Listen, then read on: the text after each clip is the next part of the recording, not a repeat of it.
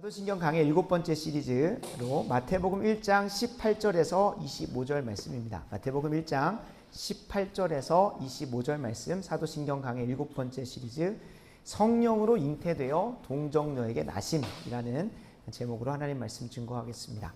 마태복음 1장 18절 25절 같이 교독한 후에 25절은 합독하도록 하겠습니다. 약속 있는 하나님의 말씀입니다. 예수 그리스도의 나심은 이러하니라. 그의 어머니 마리아가 요셉과 약혼하고 동거하기 전에 성령으로 잉태된 것이 나타났더니 그의 남편 요셉은 의로운 사람이라 그를 드러내지 아니하고 가만히 끊고자 하여 이 일을 생각할 때에 주의 사자가 현몽하여 이르되 다윗의 자손 요셉아 네 아내 마리아 데려오기를 무서워하지 말라. 그에게 잉태된 자는 성령으로 된 것이라.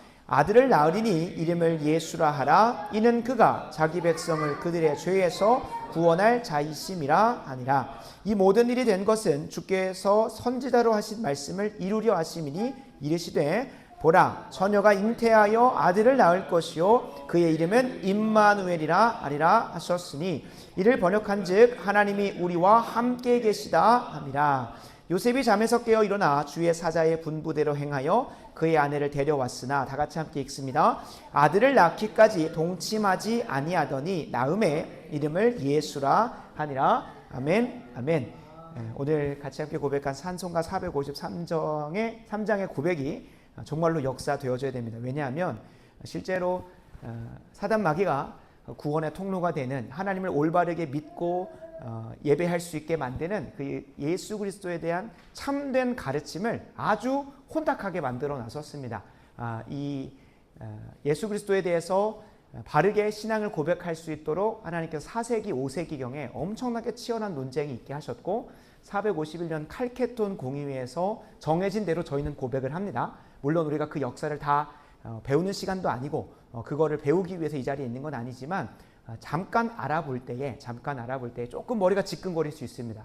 실제로 대한민국에 존재하는 하나님보다 누가 더 많습니까? 예수님이 더 많죠. 그만큼 예수님을 조금만 비틀고 하면 우리의 신앙이 잘못된 길로 갈 수도 있고 심지어 교회 안에서 똑같은 사도신경과 똑같은 성경을 보지만 다른 예수님을 고백함으로 다른 신앙의 모습과 열매를 맛보고 있는 사람들이 있습니다. 그래서 우리가 이 시간은 우리의 이성과 지성을 최선을 다해서 사용하지만 무엇보다 우리가 겸손히 구해야 되는 건 예수님을 우리의 한계가 있는 이성 안에 다 넣으려고 하면 그건 문제가 발생합니다. 그래서 성령 하나님의 계시와 조명과 감화와 영감이 있어야 됩니다. 그래서 그렇게 기도한 거고 그런 찬양을 고백한 겁니다. 그래서 오늘 이 말씀 성령으로 잉태되어 동정녀에게 나심이라는 이 한 문장이지만 정말로 오묘하고 무엇보다 하나님께서 우리에게 예비하신 구원의 총체라고 해도 과언이 아닐 정도의 유익들을 머리로 가져가시되 다 이해되지 않는 것은 깊이 묵상하시고 그리고 믿음으로 고백하시길 바랍니다. 이성으로 다 이해된다는 것은 그거는 말이 안 되는 겁니다. 그러나 하나님께서 주신 이성을 최선을 다해 활용하되 성령님께 지혜를 구하고 조명을 구하시길 간절히 바랍니다. 요즘 이제 한풀 꺾이긴 했지만 호모데우스라고 하는 책을 쓴 저자 유발 하라리라고 하는 사람이 좀 유명했었습니다. 미래학자고 좀 미래를 예견한다고 해서 예측하고 해서 유명했었는데 그가 쓴 책 호모데우스라고 하는 책에는 인류의 미래 역사에 신인류가 출현할 것이다 라고 예측을 합니다. 그 신인류를 좀 한번 분석해 봤더니 어떤 유튜버가 책을 잘 요약해 가지고 좀 정리를 해놨는데 지금까지 과학과 의학의 발전으로 해결하지 못할 것 같았던 기근과 역병과 전쟁 이 세 가지의 문제를 다 해결한 것은 아니지만 이전 과거에 비하면 분명히 우리가 억제해 왔던 것은 분명합니다. 그래서 그것을 억제해 왔던 인간의 능력을 절대적으로 신뢰하면서 어떻게 미래를 예측하냐면 앞으로는 불멸과 행복 그리고 심지어는 인간에게서 발견할 수 없는 신성마저도 인간의 과학과 의학으로 정복해낼 것이다 라고 주장을 합니다. 그러니까 그가 주장하는 앞으로 미래에 등장할 신인류의 모습은 불멸 그 다음에 행복. 행복도 그냥 우리가 바라는 행복이 아니라 그가 주장하는 행복은 어떤 화학 물질로 인해 우리 안에 일어나는 그런 감정들을 조절할 수 있다. 그런 화학. 그러니까 마약류 같은 것들로 하는 것 같습니다. 근데 저도 책을 정확하게 보진 않아서 정리된 부분만 좀 가져와 보면, 그리고 유전자 조작을 통해 인간의 능력을 극대화시켜서 그 인간이 가지고 있었던 한계, 그걸 뛰어넘는 어떤 신성의 영역까지도 우리가 도달할 수 있을 것이다 라고 그는 예견합니다.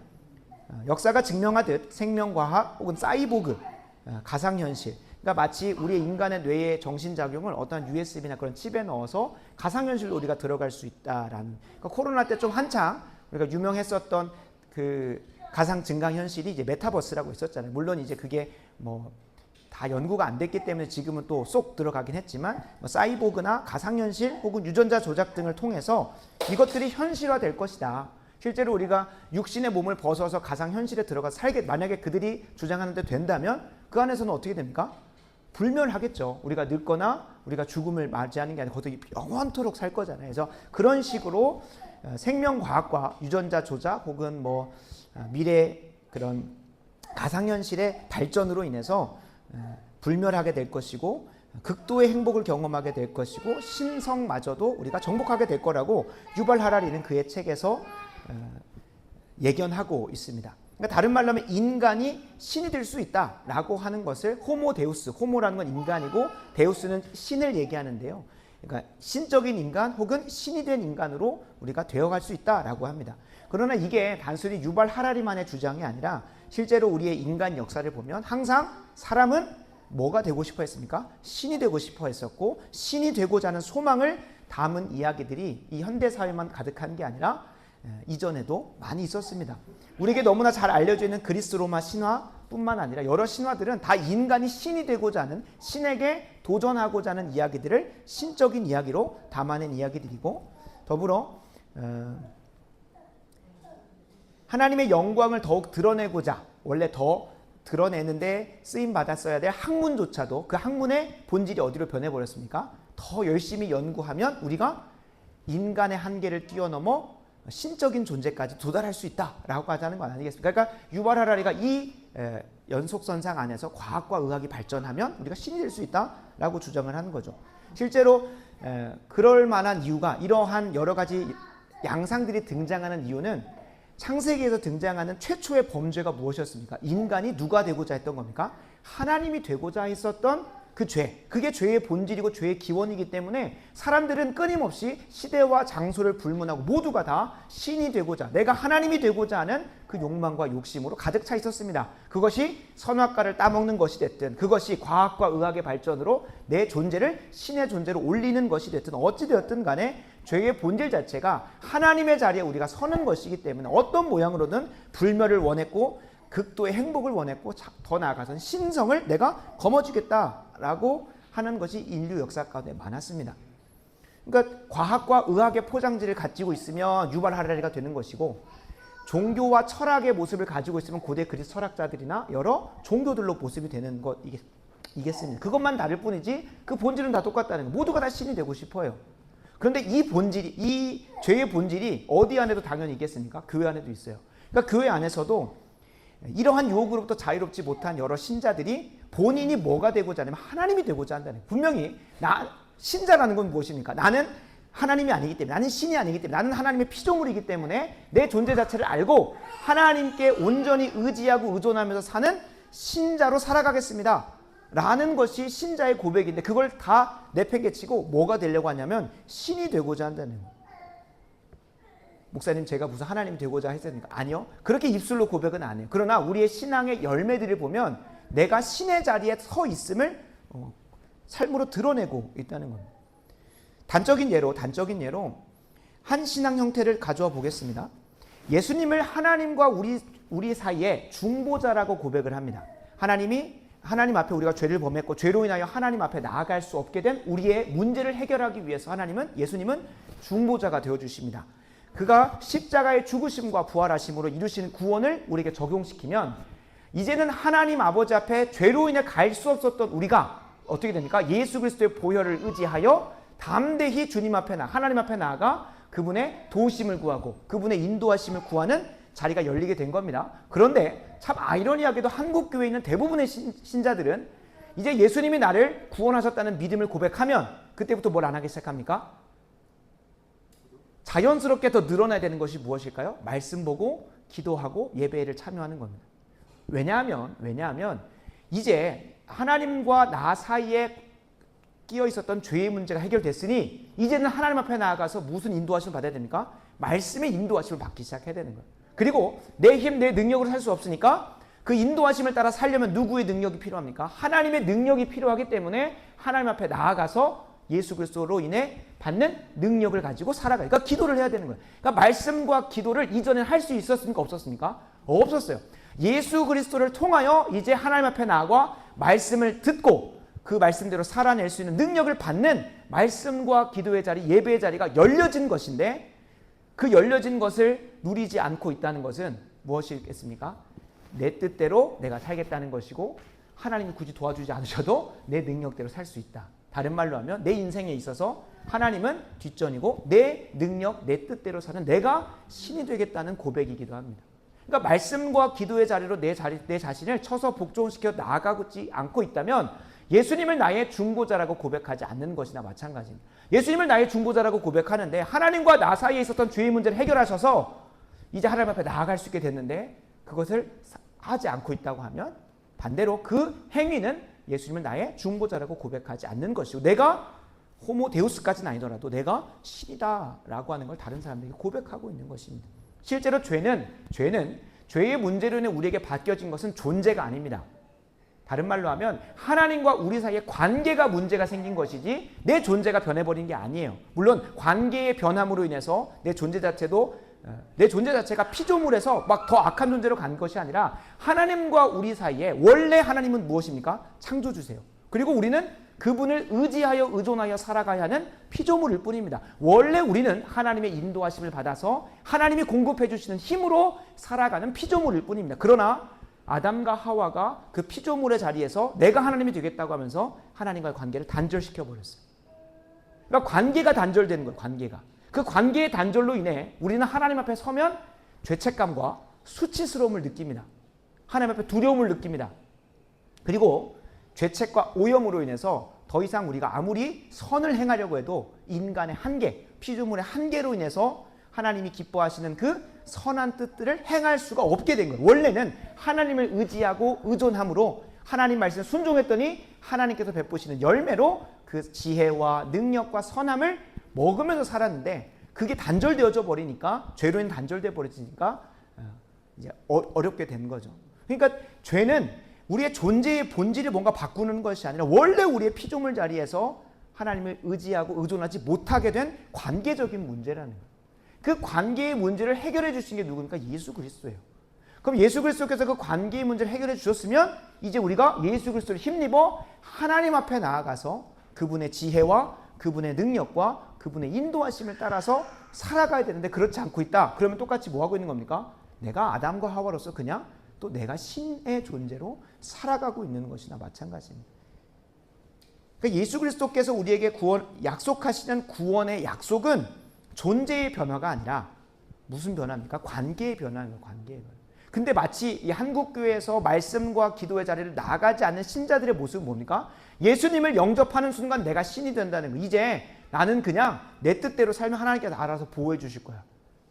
그게 아닌 거죠. 더 하나님 앞에 가서 겸손히 의지하고 의존하는 자리로 가라고 구원을 베푸신 건데, 구원이 시작된 건데, 구원의 시작을 했는데 이게 마치 본인 다시 신이 돼버린.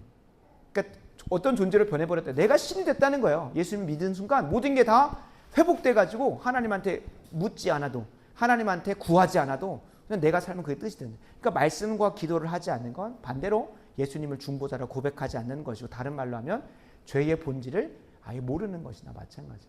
그러니까 우리가 잘 아는 게 중요합니다. 그러니까 말씀과 기도를 안 한다는 것, 과연 그것이 정말로 구원의 여정 가운데 있는 자인지를 우리가 한번 깊이 돌아봐야 돼요. 왜요? 예수님께서 약속하신 게 그게 아니기 때문에.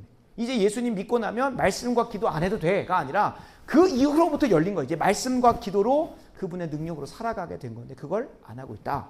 그러면 우리의 신앙을 좀 돌아봐야겠죠. 그래서 오늘 함께 살펴보는 사도신경의 신앙 고백, 무엇입니까? 성령으로 잉태되어 동정녀에게서 나심이라는 이 고백을 함께 성경적으로 살펴보면서 성자 예수님에 대한 바른 인식, 성자 예수님에 대한 바른 고백을 통해서 바른 열매가 맺어지길 소원합니다. 그러니까 예수님에 대해서 바로 알기만 해도, 중보자 예수님에 대해서 바로 알기만 해도 무엇 한다는 거예요? 우리가 말씀과 기도를 안 보고 안 할 수가 없는 거예요.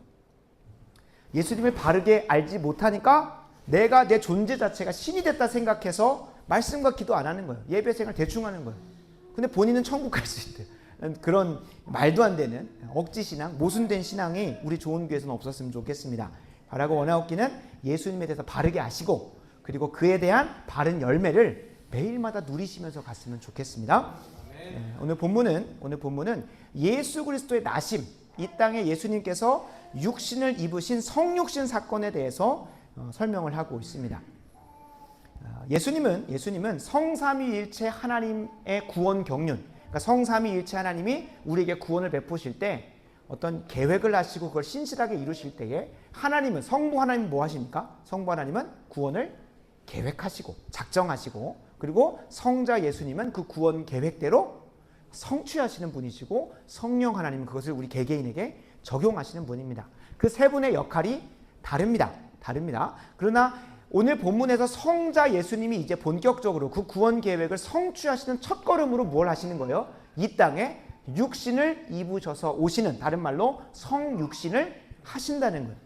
근데 이 성육신이 없으면, 예수님께서 육신을 입고 이 땅에 오시는 이 사건이 없으면 구원자로서의 자격도 안 되고요. 그리고 구원의 풍성한 유익을 우리가 맛볼 수, 두 가지가 중요합니다. 구원자로서 자격이 박탈되시고, 그러니까 예수님께서 육신을 입지 않으시면 구원자로서 역할할 수가 없고요. 또 한 가지는 우리 첫 번째만 알고 끝나는, 두 번째, 구원의 유익이 우리에게 제대로 경험될 수가 없습니다. 이 두 가지를 기억하셔야 됩니다. 구원자로서의 자격이 박탈되고, 또 구원의 유익이 우리에게 제대로 전달될 수가 없다는 겁니다. 첫 번째는 그래도 우리가 많이 알고 있다시피 예수님께서 우리의 구원자가 되시기 위해서는 네 가지 조건을 성취하셔야 됩니다. 네 가지 조건이 무조건 있으셔야 됩니다. 첫 번째는 참 하나님이셔야만 합니다. 두 번째는 참 인간이셔야 됩니다. 세 번째로는 죄가 없는 인간이셔야만 합니다. 네 번째는, 이게 좀 어려운데요, 예수님의 한 인격 안에 두 본성이 있어야 됩니다. 하나님이자 인간이셔야 됩니다. 동시에 있어야 된다는 거예요. 참 하나님이시기도 하고 참 인간이시기도 하고, 그리고 그 인간 중에 인간이면서도 거룩하고 죄가 없는 인간이셔야 되고, 네 번째가 가장 핵심이고 이게 우리의 이성의 한계를 뛰어넘는 건데, 한 인격 안에 두 본성이 계셔야 된다는 거예요. 한번 그 이유를, 이 네 가지 조건을 어떻게 충족하셨고 왜 그러한지를 좀 살펴보도록 하겠습니다. 지난 시간에 우리가 살펴봤던 고백이었던 게 뭡니까? 예수님은 하나님의 유일하신 아들, 독생자시라는 거예요. 독생자. 그 독생자라는 고백은 예수님이 하나님이시라는 것을 우리가 말씀했다고 했습니다. 그러면은 그 하나님이셔야만 하는 이유가 무엇일까요? 하나님이셔야만 하는 이유. 성부 하나님에 대한 바른 인식을 주는 게 지난 시간 정리한 것이라면, 오늘은 특별히 구원에 대해서, 우리 구원에 대해서 예수님이 하나님이셔야만 하는 이유는 죄 없는 인간의 십자가 죽음과 부활로 말미암은 그 구원의 유익을 모든 시대와 장소를 초월하여서 택함받은 자들에게 다 뭐 해야 됩니까? 영향을 주셔야 되기 때문에, 그 유익을 주셔야 되기 때문에, 이거는 예를 들면 뭐 제가 그럴 일은 없겠지만 죄 없는 인간으로 태어나서 죄가 죽었습니다. 그러면 저는 저의 죄의 문제를, 제가 죄 없이 태어났기 때문에 뭐 그거를 뭐 해결할 수 없지만 그냥 나 혼자만 구원할 뿐입니다. 나 혼자만 그 죄로 인한 심판으로부터 면하는 것이지 아무 유익이 없습니다. 그러나 한 인간으로서만 그렇게 하면 그렇게 되는 건데, 예수님은 참 신이시기 때문에 무엇 하십니까? 그 참 인간으로서 이루신 구원을 모두에게 적용시켜 주시기 위해서는 참 하나님이셔야만 한다는 거예요. 온 인류에게 적용시키기 위해서는 참 하나님이셔야만 한다는 겁니다. 두 번째로, 예수님은 참 인간이셔야만 하는 이유가 두 가지 이유가 있는데, 첫 번째는 죄로부터 구원을 받아야 되는 은혜는 누구에게만 필요합니까? 하나님에게 필요 없습니다. 누구에게 필요해요? 인간에게 필요해요. 그러니까 인간이 죄를 지었으니까 그에 대한 형벌은 누가 받아야 되는 거예요? 인간이 받아야 되는 거예요. 그러나 아담의 자손으로 태어나서 죄가 있는 인류는 그것을 해결할 수 있습니까? 없습니까? 없어요. 그래서 죄가 없는 인간으로서 누군가는 감당을 해야 돼요. 그래서 죄로부터 구원받는 은혜를 입어야 되는 인간으로서 오셔야 돼요. 참 인간으로서. 두 번째로는 하나님으로서 이 죄의 문제를 해결해 주려면 죽음이라는 것을 마줘야 되는데 하나님은 신이시기 때문에 죽을 수가 없습니다. 그러려면 인간의 육체를 입으셔야만 하는 거예요. 그래서 히브리서 2장 14절은 이렇게 표현합니다. 자녀들은 혈과 육에 속하였음에 그도 또한 같은 모양으로 혈과 육을 함께 지니시고, 예수님께서 성육신하신 거죠. 그 이유는 죽음을 통하여 죽음의 세력을 잡은 자 곧 마귀를 멸하시기 위함이다라고 분명히 얘기를 한다는 거예요. 다른 말로 하면 하나님은 죽을 수가 없는 거예요. 하나님은 인류를 위해서, 인류의 죄의 문제를 해결해 주시기 위해서 죽을 수가 없어요. 그래서 인간의 몸을 입어야만 하시는 거예요. 참 인간이셔야만 한다는 겁니다. 세 번째로 방금 말씀드렸듯이 인간은 인간인데 죄가 없는 인간이셔야 하는 겁니다. 죄가 있는 인간이라면 그 십자가에서 죽는 것은 그냥 자신의 죄에 대한 형벌로 죽는 겁니다. 그죠? 세영이가 저를 위해서 죽어준다고 하는데 너도 죄인이고 나도 죄인인데 네가 무슨 나를 위해 죽어주냐 라는 고백인 거죠. 그러니까 예수님은 참 인간이시면서도 죄가 없는 거룩한 인간이셔야만 하는 거예요. 누군가의 죄를 대속해주기 위해서는, 그 죄값을 치러주기 위해서는 죄가 없는 인간이셔야만 했다는 것을 우리가 분명하게 기억해야 됩니다. 이제 마지막에 좀 헷갈고 너무나 어렵습니다. 헷갈린다는 표현을 놓고 이해가 어렵습니다.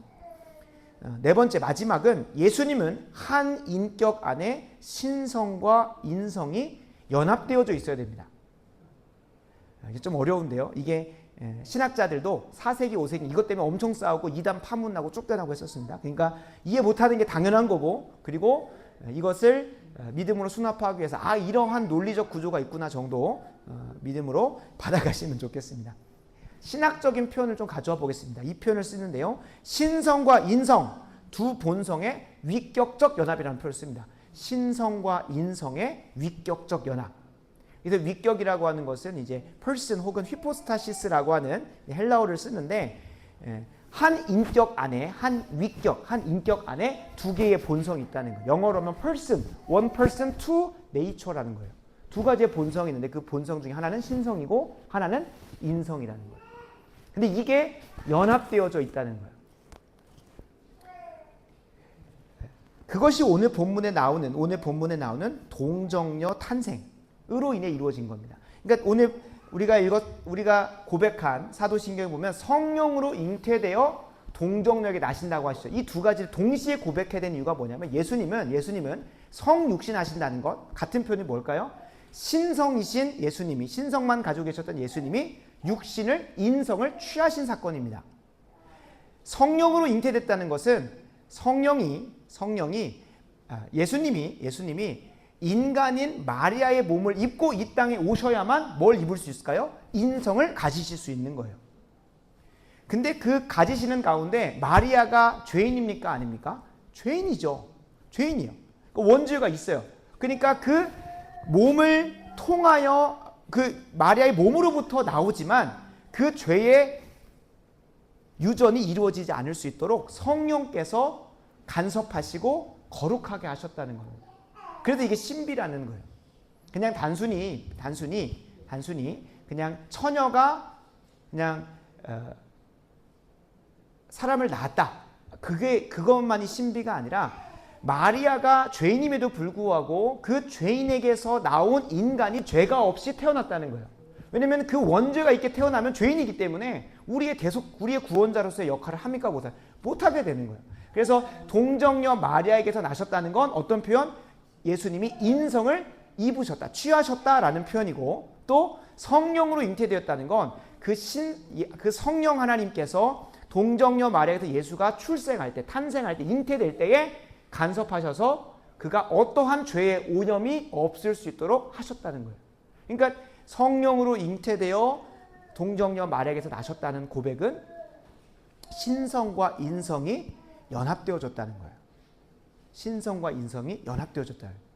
한 인격 안에, 예수 그리스도라고 하는 한 인격, 한 퍼슨 안에 두 개의 본성, 신성과 인성이 연합으로 가져가게 됐다는 거예요. 혹여 이제 가톨릭 가톨릭에서는 이제 마리아를 막 숭배하고 하잖아요. 그 이유가 뭐냐면 예수 그리스도께서 동정녀 마리아에게서 나신 이유가 남자를 알지 못하는 그 마리아는 죄가 없었기 때문에, 원죄가 없었기 때문에 예수 그리스도께서 그 마리아에게서 나셔서 죄가 없다라고 주장을 하는데, 우리의 고백은 누굽니까? 예수님 이외에는 죄 없이 태어난 자가 없다는 거예요. 근데 가톨릭에서는 마리아를 무흠하다, 흠이 없다, 죄가 없이 태어났다고 주장을 합니다. 그러니까 그의 주장들이 엄청 틀린 거죠. 우리는 어떻게 고백을 하는 거예요? 성령으로 잉태됐다는 것에서 죄가 없이 태어났다는 걸 고백을 하는 거고, 가톨릭에서는 성령을 인정하지 않았는지는 모르겠지만 누구에게 그 예수님이 죄 없이 태어난 것을 원인 삼습니까? 바로 마리아에게 둔다는 거예요. 그래서 마리아 무흠설 혹은 마리아 무죄의 잉태설 등등, 그러니까 마리아가 완전히 무죄한 존재다라고 얘기를 하는 거예요. 그래서 우리가 분명히 기억해야 될 것은 마리아에게 죄가 없어서가 아니라 마리아도 그냥 죄인인데, 예수님께서 인간으로 이 땅에 나오시려면 아버지 뱃속에서 나올 수가 없잖아요. 그죠? 무조건 엄마 뱃속에서 나와야 되는데, 엄마 뱃속에서 나올 때에 그 엄마인 마리아, 육신의 어머니인 마리아의 죄가 유전되지 않도록 성령께서 간섭하셔서 거룩하게 죄 없이 태어나게 하셨다는 거예요. 신성으로서 태어나게 하시고 신성을 가지시고 육신을 입는 그런 사건이 이 오늘 본문에 등장하는 성육신 사건이라는 거예요.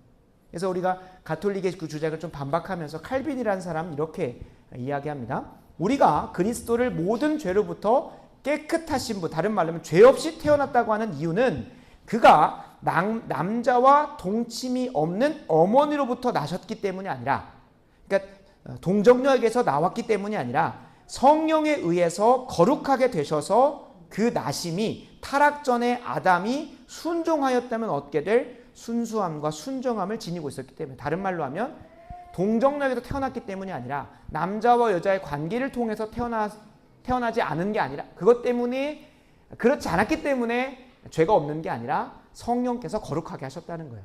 성령으로 잉태됐다는 것 안에서 그렇게 표현된다는 겁니다. 근데 이 사실을 우리가 너무나 구체적으로까지는 모르더라도 성육신 너무나 좋은 거고 필요하지, 왜 그럴까요? 인간이 죄를 해결할 수 없으니까 예수님이, 하나님이신 예수님이 인간의 몸을 입으셔서 죄의 문제 해결하셔야 되니까 성육신 필요하지, 우리가 그 정도로만 알고 있다는 거예요. 근데 이게 예수 그리스도의 자격에 대한 거는 우리가 너무나 잘 알고 있지만, 그 예수님께서 성육신을 통하여 우리에게 주시는 유익들은 깊이 연구해 보지 않을 때가 많습니다. 왜 그러냐면 두 본성의 위격적 연합에 대해서 들어보신 분이 아마 없으실 겁니다. 왜냐면 이거 신학교에서도 잘 그냥 수르륵 지나가, 너무나 중요한 교리인데도 두 본성의 위격적 연합, 이것을 다른 말로 표현하면 성육신인 거예요. 두 본성이 예수님 안에서 연합했다. 다른 말로 하면 예수님이 육신을 취하셨다. 성육신 다 같은 말이잖아요. 근데 이 두 본성의 연합을 통해 우리가 고백하는 것이 있다면 그것이 무엇이냐면 예수님에게 속하였다. 다른 말로 하면 예수님이 신적인 성품이 있을 거 아닙니까? 그 신적인 성품. 그러니까 우리도 지혜가 있습니다. 우리도 의로움이 있고 우리도 착함이 있고 선함이 있습니다. 그러나 하나님의 무한하신 만큼, 하나님의 전능하신 만큼, 하나님의 영원하시고 불변하신 만큼은 없어요. 그러니까 그게 피조물의 한계죠. 그러나 예수 그리스도께서 그 초월자이신, 그 신적이신 분이 인간의 몸을 취하셨다는 건, 인성을 취하셨다는 건, 그 안에서 연합했다는 건 무엇일까요? 이제 그 신적인 성품에 인성인 우리가 연합을 통하여 누리게 됐다는 것을 보여주시는 겁니다. 어렵지만 다시 한 번 더 설명을 하면 철학적 용어로 가져와 보겠습니다. 초월적인 우리의 인생하고는 전혀 상관없는 초월자로 계시는 분이 우리의 삶 가운데 내재하시고 들어오셨다는 건 그분의 그 풍성한 성품과 능력들을 우리의 삶 가운데 이제 경험할 수 있고 맛볼 수 있게 하셨다는 거예요. 이제 제가 이걸 준비하면서 한 목사님 설교에서 이런 표현을 하시더라고요. 그러니까 비유기 때문에 이걸 완전하게 이해시킬 수는 없습니다만 이 비유를 쓰시더라고요. 예를 들면 저희 교회 다니지 않는 A라고 하는 연예인 중에 누가 있을까요? 요즘 돈 많이 버는 연예인 있을까요? 연예인 중에 그리스도인이지만 돈 많이 버는 누가 있을까? 이성경 자매가 오른교에 출석하고 있는데, 이성경 자매가 뭐 자산이 한 50억 된다고, 그것보다 훨씬 더 많겠지만 50억 된다고 하면, 이성경 자매가 우리 좋은 교회 재정 규모에서는 50억이라는 자산은 어떻게 되는 건가? 매우 초월적인 거죠. 우리 좋은 교회 연간 예산이 막 그렇게까지 안 되기 때문에 50억이라고 하면은 막 뭐든 할 수 있는 거잖아요. 우리 좋은 교회 지금 뭐 건축이라든지. 근데 이성경 자매가 우리 교회 교인이 아닌 이상 그걸 우리에게 그 유익을 베풀어 줄 리가 있습니까? 없습니까? 없어요. 그러니까 우리 교회하고는 아주 멀리, 우리가 상상할 수 없는 50억의 그 금액을 초월적인 존재로 가지고 있는 거예요. 근데 그 초월이 이성경 자매가 우리 교회로 등록을 한다. 그럼 어떻게 되는 거예요? 내재하는 거죠. 이제 우리와 연합해서 그 50억이 다 우리께 되진 않겠지만, 근데 그 50억을 우리 교회에게 또 쓸 수 있는, 또 우리가 함께 그 유익을 누릴 수 있는 길이 열리는 거죠. 마치 그런 겁니다. 예수님께서 신성으로서, 베드로후서의 표현에 따르면 신성한 성품이라고 하는데, 그 신적인 것들을 이 인성을 입으심으로 우리에게 누리게 할 수 있는 유익의 길이 열렸다는 거예요. 성부 하나님께서 누리시는 그 모든 전능하심을 이제 예수 그리스도께서 뭐 하심으로, 신성과 인성이 예수님 안에서 연합하여짐으로 인성만 가지고 있던 우리가 그 신성에 참여할 수 있는 길이 열렸다라고 보는 것이 성육신이라는 거예요. 그러니까 성육신은 단순히 예수님이, 그 하나님이신 예수님이 우리의 죄의 문제를 해결하기 위해서는 똑같이 죽음을 경험하셔야 되기 때문에 육신을 입으신 그런 단순한 사건이 아니라는 거예요. 실제로 이 성육신 사건을 우리가 실제적으로 경험하는 게 무엇이냐면, 예수 그리스도가 신성으로서 우리의 머리가 되시고, 우리는 이 땅의 교회로서 인성을 입은 자들로서 그분의 뭐가 됩니까? 몸이 되는 거죠. 그 연합이 이 성육신에서 이루어진 신성과 인성의 연합의 구체적 적용이라는 거예요. 더 나아가서는 신자가 결코 내 안에 들어오실 수 없는 어떠한 신성이 성령을 통하여 내주하시잖아요. 그죠? 내주하신다는 거예요. 성령이 우리 안에 성전 삼으시고 거하시게 됩니다. 신성이 인성 안으로 내주하셔서 연합하시죠. 그래서 우리가 참 포도나무 비유를 통해서 예수 그리스도와 뭐 한다고 합니까? 연합한다고 하는 표현을 씁니다. 그래서 성경 안에서 예수 그리스도 안에서라는 표현은 다 연합입니다. 예수 안에서, 예수님 안에서, 그리스도 안에서, 주 안에서 라고 하는 모든 표현은 예수님과 우리가, 그 신성이신 예수님이 우리의 인성과 연합하여져서 그 누리게 되는 유익들의 길이 이 성육신을 통해 열렸고 우리 경험되어지기 시작한다는 거예요. 창조주 하나님, 전능하신 하나님, 우리의 삶하고 전혀 상관이 없으면 그 하나님을 우리가 무엇하러 믿겠습니까? 그러나 예수 그리스도의 신성과 인성의 위격적 연합, 예수님 안에서, 예수님이라는 person, 위격 안에서 신성과 인성이 신비롭게 연합함을 통하여 우리가 이제 인성을 지니고 있는 우리가 신성인 예수님하고, 예수님을 통하여 하나님하고 뭐 하게 되는 겁니까? 유무상통하고 통로가 되는 거예요. 그러니까 이 성육신의 유익은 무엇입니까? 우리가 기도로 하나님 앞에 나아가면 우리의 지혜가 제한적이고 한시적이고 부분적이지만 뭐 하게 되는 겁니까? 그 성부 하나님의 무한하신 지혜를 우리가 경험하는 거예요. 그래서 예수 그리스도와 우리가 연합한다. 이것을 에베소서의 표현을 따르면 성령으로 충만함을 받는다는 표현을 쓰거든요. 그러니까 성령으로 충만하게 되면 방언하고 이런 것만 있는 것이 아니라 실제로 우리에게 약속되어진 약속이 있습니다. 베드로후서 1장 4절을 제가 읽어드리겠습니다. 이로써 보배롭고 지극히 큰 약속을 우리에게 주사 이 약속으로 말미암아 너희가 정욕 때문에 썩어질 것을 피하여, 중요합니다, 신성한 성품에 참여하는 자가 되게 하셨다는 거예요. 신성한 성품에 참여하게 됐다는 거예요. 그리고 이것을 구체적 적용으로 고린도전서 1장 30절, 여러분 진짜 암송하셔도 너무나 중요한 1장 30절, 고전 1장 30절 제가 읽어드리겠습니다. 너희는 하나님으로부터 나서 그리스도 예수 안에 있고 예수는 하나님으로부터 나와서 우리에게 지혜와 의로움과 거룩함과 구원함을 주셨다고 하지 않고요, 되었다는 거예요. 우리에게도요, 여러분 지혜가 있습니다.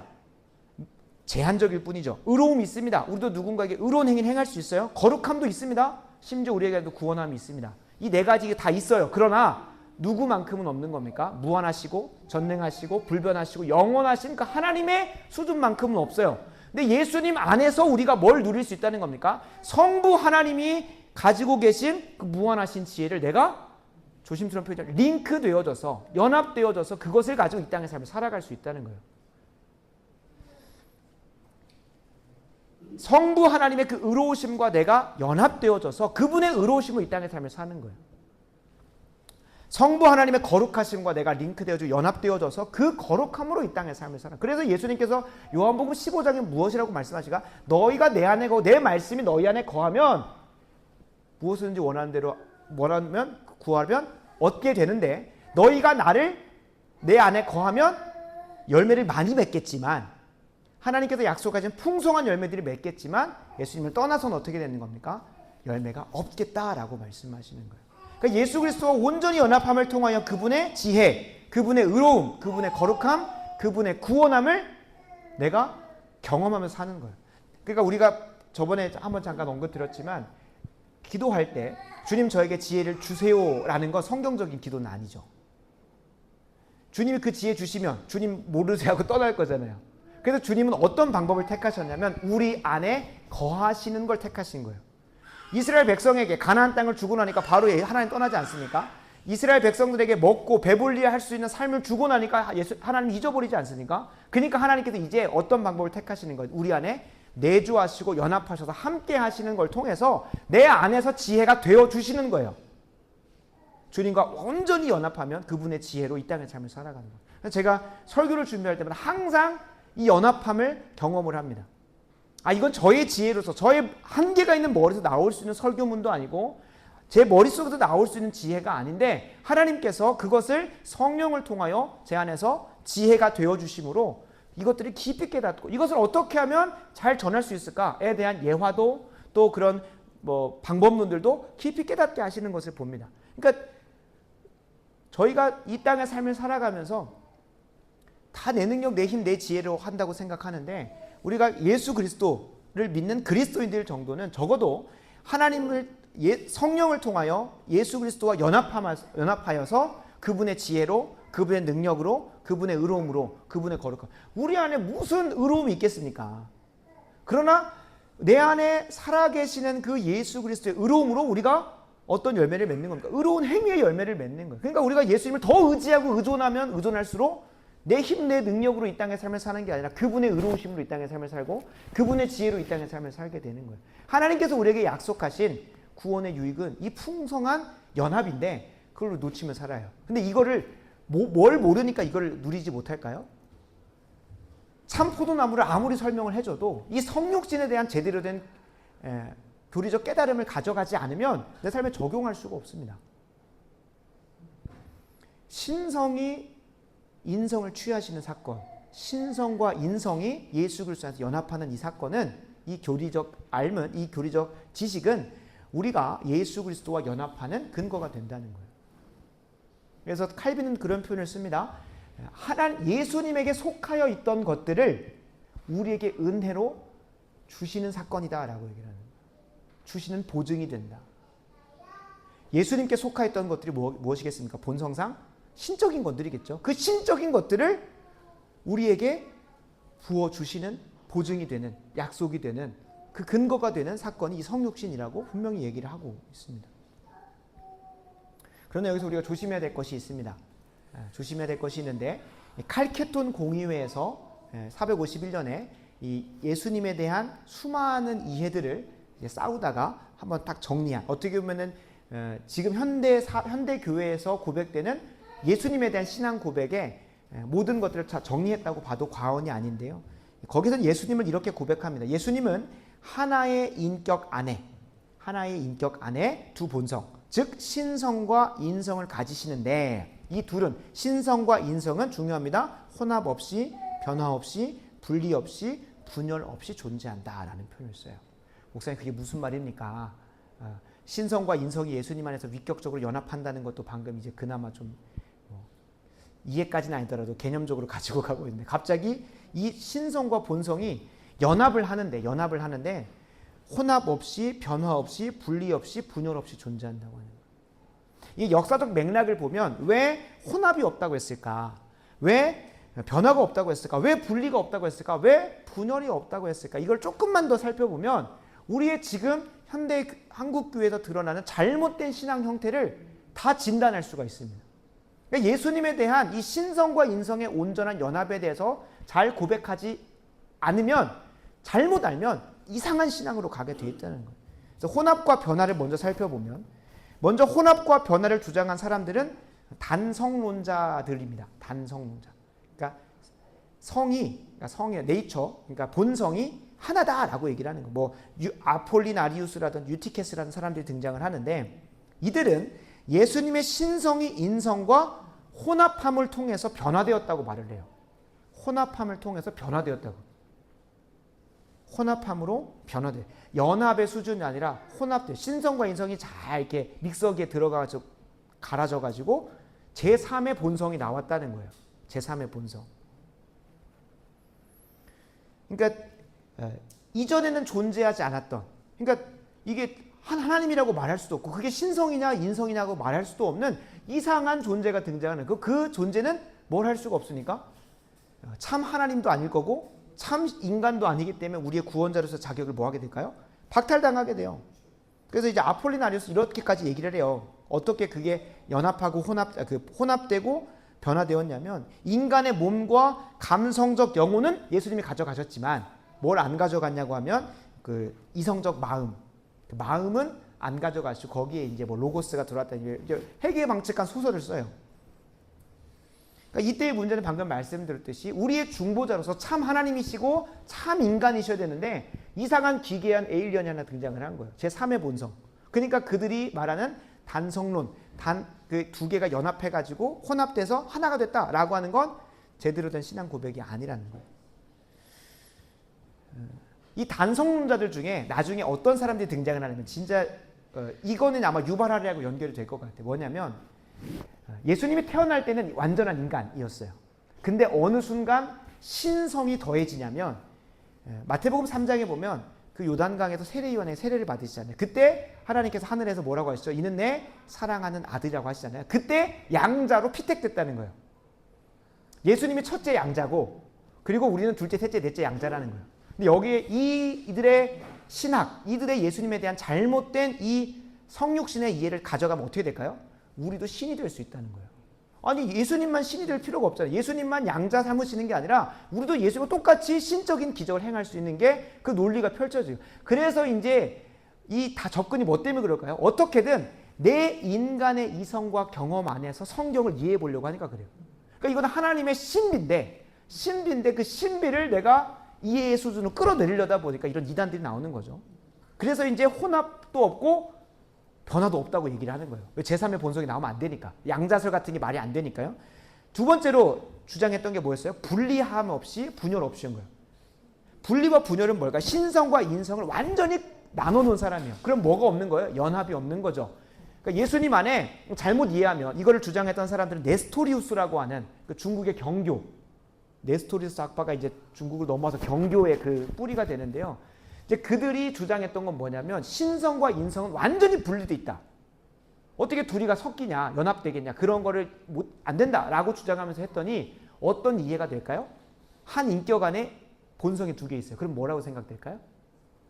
다중인격자가 되는 거죠.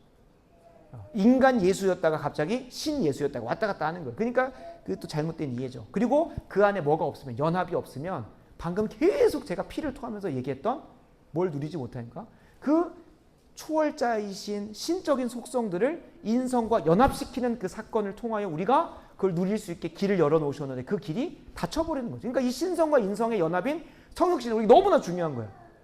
저도 이 성육신의 교리를 참 오늘도 한 8시간 동안 뭐 여기저기 찾고 하면서 막 답을 찾아가는데, 아내한테도 계속 몇 번 얘기했으면 죽겠다고. 이게 인간의 이성으로 이해해서 저만 이해하는 것도 부족한데 이거를 또 성도님들에게 가르쳐야 되는데, 얼마나 이게 피곤한 중에 오셔서 이걸 들으시면은 막 뭔 소리 하는 건지 모르겠고 하면은 얼마나 이게 답답하시고 내가 수요기도에 안 오고 싶다고 그런 마음 들게 하겠습니다. 그래서 엄청나게 지혜를 구했는데도 이거는 어떻게든 그 역사적 그런 사건들을 좀 얘기해 보려고 좀 하면서 그 안에 좀 정리가 되셨으면 좋겠습니다. 이 분리와 분열을 주장했었던 사람 또 한 명이 누구냐면, 그 요한 사도가 요한복음과 요한 1, 2, 3서를 쓸 수밖에 없었던 배경이 영지주의자들 때문이거든요. 영지주의자들. 영지는 뭐냐면 영적인 지식을 내가 깨달으면 된다는 거예요. 다른 말로 그들은 영과 육을 구분합니다. 영혼과 육신을 구분하는데, 육신은 부정적이고 나쁜 거고 안 좋은 거라고 얘기를 해요. 그래서 영적인 지식인 영혼의 구원만 있으면 된다라고 하는. 그래서 이들의 후계자들로 등장하는 모습들이 뭐냐면 육신은 아무것도 아니니까 완전히 쾌락주의로 가거나 내 마음대로 써도 되는 거예요. 육신은. 그러니까 구원파나 그 계보인 거죠. 어떻게 보면. 그 다음에 반대로 완전 금욕주의적으로 가거나. 그죠? 근데 이 육신을 잘 활용하는 게 필요한 거겠죠. 그래서 이 영지주의자들은 어떤 걸 주장하냐면 영지주의자들은 가현설을 주장을 해요. 그러니까 이 가현설은 뭐냐면 가짜로 드러나셨다. 그러니까 예수님께서 이 땅에서 육신을 입고 하셨던 모든 건 다 가짜였다. 다른 말로 환상이었다라고 얘기를 해요. 그러니까 참 대단한 소설들을 잘 써요. 근데 그들만의 나름대로 논리가 있는 이유는 뭐냐면 그들이 만들어온, 다른 말로 하면 세상 전체를 바라보는 하나의 세계관과 철학이 예수님은 그렇게 이해할 수밖에 만드는 거예요. 그래서 저희가 사도신경 처음 나갈 때 뭐라고 했습니까? 저희는 세상의 세계관과 철학적 사고를 가지고 사도신경이나 성경을 보면 안 된다는 거예요. 다른 말로 하면 이 사도신경의 세계관을 가지고 세상을 바라봐야 한다는 거예요. 성경으로 세상을 바라봐야지 세상의 안경을 가지고 성경을 바라보기 시작하면 이런 게 나오는 거예요. 근데 이들의 말이 웃기잖아요. 근데 지금의 영지주의자들도 있어요. 교회 안에. 교회 안에 막 청빈을 강요하고 막 금욕주의를 강요하고 그리고 막 쾌락을, 그 구원파가 그런 이단 아닙니까? 지금 현대판 영지주의자들이니까요. 이 땅에서 사는 거는 이 육신의 눈을, 육신의 몸을 입고 사는 이 땅의 삶은 대충 살아도 된다. 어디 그게 성경에 나와 있어요. 근데 현대판 영지주의자들인 거예요. 웃고 지나갈 수가 없는 게 지금 현 시대의 영지주의자들로 잘못된 예수님을 가르치고 있는 게 구원파. 그 다음에 반대로 교회 안에서 지나치게 금욕적인 것들을 막 하는 사람이 있어요. 막 뭐 여러분들 뭐 돈이 많은 거는 그 죄입니다 라고까지도 얘기하는 정도. 그게 어디 있어요? 하나님이 많이 주시는 사람은 많이 주시는 거고 적게 주시는 사람 적게 주시는 거. 근데 많이 있는 자들을 완전 깎아내려가지고 뭐 낮은 사람 다 줘야 된다 하면서 자기가 착복하고. 근데 이런 것들은 상당히 영주주의인 거죠. 그러니까 실제로 마이클 호튼이라고 하는 신학자는 이 현대판 영주주의를 엄청 비판하면서 어떤 걸 얘기를 하냐면 우리가 너무나 잘 알고 있는 것처럼 이 영지주의자들은 뭐를 부정하는 거냐면 인성을 부정하는 거예요. 인성. 우리 하나님을 미워하시는 건 우리의 인성, 우리 육체를 미워하시는 게 아니라 뭘 미워하시는 겁니까? 우리의 인성을 덮어버린 죄를 미워하는 거죠. 죄를 미워하시는 건데 그거를 마치 뭐로 환원시켜 버려요? 이 인성, 이 육체의 자체를 다 죄악된 걸로 바라본다는. 그러니까 그들에게 있어서 육신의 이 쾌락이나 즐거움은 죄악시 되는 거예요. 갖다 버려야 되는 거예요. 나쁜 거다고 생각을 하는 거죠. 그래서 혹여 우리가 지나치게 우리가 경건한 삶을 살긴 해야 돼요. 이 세상이 너무나 성적으로 타락하고 음란한 것이 있기 때문에 분명히 또 그것으로부터 거룩하고 경건한 삶을 살아야 되는 건 맞지만 그러나 지나치게 청빈을 요구하거나 지나치게 금욕을 요구하는 것도 결코 성경적이지는 않습니다. 현대판 영지주의자들이 되는 거죠. 그래서 우리가 분명히 좀 너무 어려운 개념이지만 분명히 이해하고 가야 될 부분들은 성령의 잉태와 동정녀의 탄생, 다른 말로 하면 신성과 인성의 이 연합, 성육신 사건은 단순히 예수님이 우리의 구원자로서 자격을 갖추시기 위해서 성육신 하셨다 수준 정도로 이해하면 오늘 설교 안 들은 겁니다. 이거는 이미 우리 성도님들이 어느 정도 설명은 못해도 아는 거예요. 예수님이 왜 성육신, 왜 육신을 입으셨죠? 그러면 인간이 죄를 지었기 때문에 인간이 죄의 문제를, 죄의 형벌을 받아야 되지 않습니까? 그래서 예수님이 이 십자가 사건에서 죽임을 당하시려면 누구를 입으셔야 돼요? 육신을 입으셔야 되는 거니까. 그래서 성육신 하신 겁니다. 이건 누구나 고백합니다. 왜냐하면 성경 조금만 읽어도 나오니까요. 그러나 성령께서 성경 전체를 조명을 통하여 우리에게 가르쳐 주시는 거, 이 두 본성의 위격적 연합, 혼합과 변화 없이 분리와 분열 없이 이루어지는 이 100% 신과 100% 인간이 예수님 안에서 연합을 이루는 이 사건은 초월적인 하나님의 신적인 것들이 내 인생이라고 하는 이 육신의 삶에 찾아오시는 그것을 누리게 되는 통로가 열리는 사건이라고 생각하시면 됩니다. 그래서 이 연합적 교리를 제대로, 이 성육신 교리를 제대로 아는 사람들은 이 땅에서 자신의 힘과 능력과 지혜로 안 삽니다. 그럼 어디로 가겠습니까? 하나님의 인도하심을 구하는 말씀의 자리를 갈 수밖에 없는 거예요. 제가 이제 지난주 수련회 때 마지막 시간에 이제 옛날에 뭐 제가 수련회를 많이 인도해 본 건 아니지만 항상 결론이 그거였어요. 여러분, 하나님께서 여러분들을 향한 놀라운 계획을 가지고 계신데, 왜냐하면 많은 청년들이 자신의 삶의 개인적인, 정서적인, 내적인 문제들에만 집중하다 보니까 뭘 바라보지 못합니까? 하나님께서 그 인생을 통해서 이루시고자 하는 구원의 위대한 서사를 못 봐요. 그러니까 메타적인 인지가 안 되는 거죠. 그 인생을 바라보는. 뭐만 바라보는 거예요? 내 지금의 취업의 문제, 내 지금의 결혼의 문제, 내 정서적인 문제, 내 가정의 문제만 바라보다가 뭘 못 보는 거예요? 하나님의 그 인생을 향해서 이루시고자 하는 위대한 계획을 못 보는 거예요. 그래서 그거를 많이 전하고 다녔어요. 근데 이걸 아무리 전해도 뭐가 없으면 이것까지 못 도달할까요? 하나님과 친밀히 교제하는 그 매일의 말씀을 펴고 기도로 엎드리는 자리가 없으면 절대적으로 거기를 못 가는 거예요. 절대적으로. 아무리 여러분들을 향한 놀라운 계획이 있다고 말을 해도 못 찾아요. 왜 그럴까요? 그거는 성령의 조명을 통해서만 빡 깨달을 수 있는 거거든요.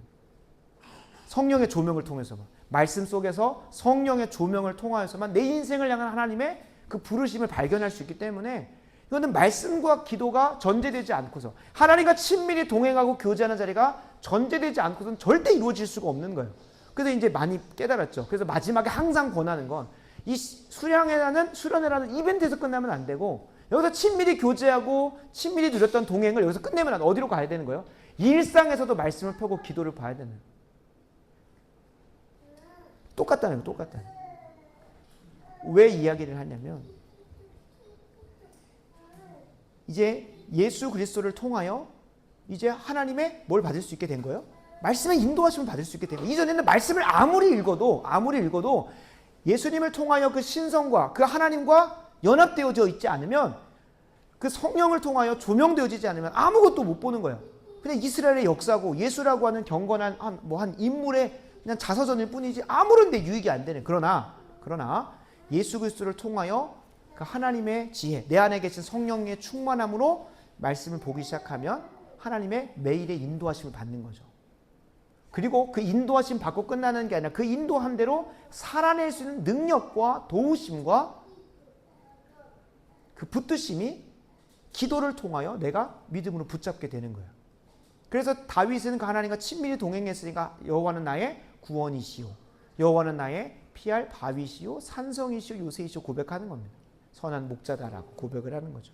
그래서 오늘 우리가 이거를 적용하면서 갈 때는 예수 그리스도를 통하여 우리가 그 길이 열렸으니 말씀과 기도의 자리로 나아가서 내 힘과 내 능력으로 사는 게 아니라 하나님의 인도하심과 능력을 붙들면서 사는 그 은혜가 우리에게 오늘부터 열려야 됩니다. 그래서 성육신을 고백하는 게 예수님 그냥 오셨습니다가 아니라 이제는 그 길이 열렸다라는 걸 고백한다면 정말로 하나님 앞에 엎드리고 물어야 되는 거예요. 그것이 이 성육신을 통하여 우리에게 하나님의 어떠한 면모를 보여주시냐면, 마태복음 1장 23절을 보면, 보라 처녀가 잉태하여 아들을 낳을 것이요 그의 이름을 뭐라고 하라고 합니까? 임마누엘. 이걸 번역하면 하나님이 우리와 함께 계시다. 아니, 처녀가 잉태하여 낳는 거하고 임마누엘, 다른 말로 하나님이 우리와 함께 하시는 무슨 상관이 있냐는 거예요. 여기서 이제 팍 열려지지 않습니까? 임마누엘이라는 게 그 신이, 그 하나님이 우리의 삶에 내재하시고 내주하시는 연합을 이루잖아요. 처녀가 잉태하는 거, 처녀는 인간의 자연 법칙으로는 결코 낳을 수가 없습니다. 다른 말로 하면 여기에 이 1장 23절에는 안 나온, 이거 이제 이사야서 7장 14절에서 예언된 건데, 처녀가 잉태하여 아들을 낳는다는 건 뭡니까? 신비적인 거라는 거예요. 다른 말로 하면 오늘 본문에 따르면 성령으로 잉태되어서 처녀가 낳는, 이게 어떤 사건을 가리킨다고? 성육신. 이 성육신을 통하여 하나님께서 우리에게 드러내시고자 하나님의 이름은 무엇입니까? 우리와 함께 하신 하나님이라는, 그 초월적이신 분이, 우리하고는 전혀 상관없는 초월적이신 분이 인간의 삶으로 내주하시고 내재하시는 사건이 이 성육신을 통하여 먼저 계시됐고 시작되어졌다는 거예요. 그러니까 제가 이걸 오늘 깨닫고 나는데, 하나님께서 이걸 깨닫게 하시려고 그토록 제 머리를 지끈지끈거리게 하고 계속 머리가 빠지고 하는 그 이유, 이걸 정말로 깨달으셨으면 좋겠습니다. 왜 하나님께서 보라 처녀가 잉태하여 아들을 낳을 것인데 그 이름을 임마누엘이라 하라. 왜 그 예수님을 임마누엘, 그냥 우리가 그렇게 고백하냐, 예수님이 우리와 함께 하시려고. 맞죠?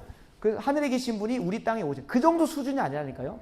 두 본성의 위격적 연합을 통해서 우리에게 보여주시고자 하는 게 뭐예요? 이제 하나님 내 안에 내주하시는 사건으로 예수님께서 우리의 머리가 되시고 우리는 그분의 몸이 되는 연합으로 성령 하나님을 통해 내 안에 그분이 내주하셔서 그분의 무엇으로 이전에는 구약시대 때는 뭐 저희가 이제 사무엘서를 읽고 있잖아요. 사울 왕도 한 번씩 여호와의 영, 성령에 크게 감동됩니다. 그럴 때마다 그가 할 수 없었던 담대함, 그가 할 수 없었던 지혜, 그가 할 수 없었던 전쟁의 전략 이게 막 튀어나와요. 삼손도 그렇죠. 삼손도 여호와의 영에 크게 감동됨에 그가 나귀 턱벌을 가지고 몇천 명을 죽였더라 이렇게 나오잖아요. 그러니까 그때는 간헐적이라는 거예요. 근데 지금은 우리 안에 항상 내주하시면서 성령으로 충만하여지면 그분과 온전히 연합하여지면 뭐가 되는 거예요? 이제 그분의 지혜와 힘과 능력으로 이 땅에 살게 되는 거예요. 그러니까 하나님께서 우리에게 약속하신 이 임마누엘이라는 것이 이제 그분이 우리와 함께 하심. 그게 우리와 연합하심. 이걸 고백해야 돼요. 우리 함께 하신다는 게 그냥 내 앞에 항상 옆에 손잡고 가시는 게 아니라 내 인생 안으로 신성과 인성이 연합하는 것처럼 내 인생에 이 내재 초월적인 존재가 내 인생에 연합된다라는 거예요.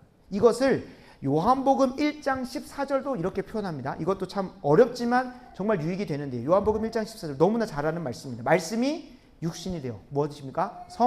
육신이죠. 육신이 되어 우리 가운데 거하심에 이 거한다는 게 그냥 예수님이 이제 옛날에는 예수님이 2000년 전에 이 땅에 오시기 전에는 그냥 저기 하늘 보좌에 계셨던 분이 이제 우리가 눈으로 볼 수 있는 2000년 전에 이 땅에 오셨다 수준이 아니에요. 이 말씀이 뭐냐면 말씀이 육신인데 우리 가운데 거하신다는 거 뭡니까? 거한다는 이 표현은 히브리어로 보면 미시케나라고 하는 거예요. 미시케나. 갑자기 왜 이렇게 원어 헬라어로 보면 미시케나인데 이게 무슨 뜻이냐면 장막을 치다예요. 성막을 치다예요. 다른 말로 하면 말씀이 육신에 우리 가운데 거하신다는 이 거하신다는 거 우리 가운데 거하시는 건 이스라엘 백성들이 어딜 가나 그 중앙에 항상 성막과 장막이 그들과 함께 임재하여서 동행했잖아요. 그죠? 그래서 제가 말씀드렸지만 주일날 성전은 하나님이 싫어하신다. 한쪽에 거하는 건 싫어하시고 이스라엘 백성들과 항상 동행하시는 걸 좋아하시는데 그 성막을 짓다, 장막을 치다, 텐트를 치다라는 단어가 이 거하심이라는 거예요. 그러니까 말씀이 육신이 되어서 인성과 신성이 연합되는 이 사건들을 통해서 이제 초월자가 내 안에 내주하시는 사건으로 얘기를 하는 거예요. 그러니까 우리 가운데 거하신다는 건 그냥 이제 2000년 전에 이 땅에 육신의 몸을 입고 오셔서 우리와 함께 걸으셨지 그 정도 수준이 아니라 이제 내 안에 내주하신다는 거예요. 그 안에 뭐가 가득합니까? 그 영광을 보니 아버지의 독생자의 영광이요 은혜와 진리가 충만하더라. 그러니까 우리 안에 내주하셔서 은혜와 진리가 충만하도록 진리를 가르쳐 주시고 또 은혜 가운데 충만하게 살 수 있도록 하신다는 게 이 말씀의 약속이라는 거예요. 그래서 어렵지만 한번 깊이 묵상해 보셨으면 좋겠어요. 왜 보라 처녀가 잉태의 아들을 낳을 것이라는 이 성육신 사건을 왜 임마누엘하고 연결시키는가? 그 하나의 링크가 뭡니까? 두 본성의 위격적 연합. 이 교리를 통해서 칼빈이라는 신학자는 하나님에게 속한 것, 예수님에게 본성상 신적인 것들이 우리에게 뭐하게 됐다고요? 우리에게 허락되어지는 연합을 통해서 그분의 것이 우리가 되는 그것들을 누리게 하셨다고 합니다. 그래서 오늘 두 가지를 가지고 기도하면서 오늘 말씀의 시간 수요 기도회를 마무리하려고 한 첫 번째는 예수님께서 우리에게 이 성육신 사건을 통해 약속하신 구원, 그거는 여러분이 이미 많이 묵상하셨기 때문에 이걸 통해서 우리에게 주신 게 뭡니까? 말씀과 기도의 풍성한 유익입니다. 분명히 우리의 구원자 되셔서 이제 하나님께 나아갈 수 있는 길을 열어주셨는데 그걸 안 하고 있다면 나도 그들과 똑같이 호모 데우스라고 주장하는 거나 마찬가지입니다. 하나님의 인도하심을 받지 않고 오늘 하루를 살아간다는 건 내가 하나님이라는 거예요. 내가 그분의 도우심을 구하는 기도의 자리에 나서지 않고 하루를 시작하고 하루를 마무리한다는 건 내 능력, 내 힘대로 그냥 살고 있다는 거. 그게 신이지 무엇이겠습니까? 그래서 하나님 말씀과 기도의 자리가 더 굳건히 세워지게 해 주시옵소서. 성육신을 통하여 우리에게 주신 유익, 말씀과 기도의 자리가 더 세워지게 하시고 그냥 무릎을 꿇을 때마다 그냥 하나님과 그냥 완전 링크, 조심스러운 표현이지만 완전히 연합되어서 하나님의 뜻을 알고 하나님의 마음을 알고 하나님의 뜻대로 살아가게 되는 그 은혜가 오늘 이 자리로 또 열려질 수 있도록 더 깊어질 수 있도록 지금도 친밀히 하고 계시다면 더 깊어질 수 있도록 기도하셨으면 좋겠습니다.